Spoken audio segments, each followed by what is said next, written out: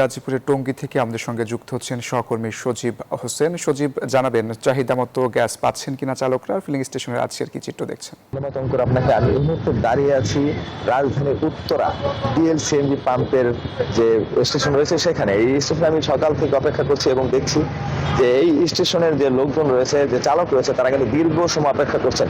আমার পিছনে আপনাকে যদি দেখাই, প্রায় দীর্ঘ 1 কিলোমিটার পর্যন্ত কিন্তু একটা লাইন হয়ে গিয়েছে যে অপেক্ষামান গাড়ির, যেখানে দেখছি একটি না দুইটি থেকে তিনটি লাইন হয়েছে মহাসড়কের পাশে, যে কারণে যে তীব্র যানজট হওয়ার আশঙ্কাও রয়েছে বলে জানিয়েছেন আমাদেরকে। এবং সকাল থেকে তারা কিন্তু অপেক্ষা করছেন এবং যেমন জানিয়েছেন যে তারা দীর্ঘ সময় অপেক্ষা করেও তাদের যে কাঙ্ক্ষিত গ্যাস তা কিন্তু পাচ্ছেন না, যে কারণে তাদের দেশ জুড়ে যে কোনো কেনাকাটায় 10,000 টাকার বেশি অফার, তাই পেমেন্ট মানেই বিকাশ।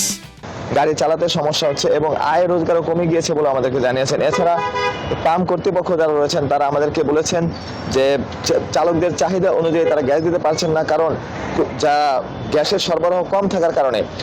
আপনি এটাও জানেন যে এই কক্সবাজারের মহেশখালীতে ভাসমান একটি এলএনজি টার্মিনালে কারিগরি ত্রুটি দেখা দিয়েছিল, যে কারণে কিন্তু গ্যাস সরবরাহ অনেকটাই কমে গিয়েছে এবং বর্তমানে তার প্রভাব গাড়ি চালক এবং বিভিন্ন শিল্প কারখানায় কিন্তু এই প্রভাবটা পড়েছে। আমরা দেখেছি গাজীপুর, নারায়ণগঞ্জ, টঙ্গী এবং আশুলিয়া সহ যে সকল এলাকায় রয়েছে শিল্প কারখানাগুলি গ্যাস নির্ভর থাকার কারণে এখন কিন্তু শিল্প কারখানা অনেকটা বন্ধের উপক্রম এবং তাদের উৎপাদন ব্যয় বেড়ে গিয়েছে এবং উৎপাদন ক্ষমতা কিন্তু অনেকটা কমে গেছে বলে আমাদেরকে জানিয়েছেন।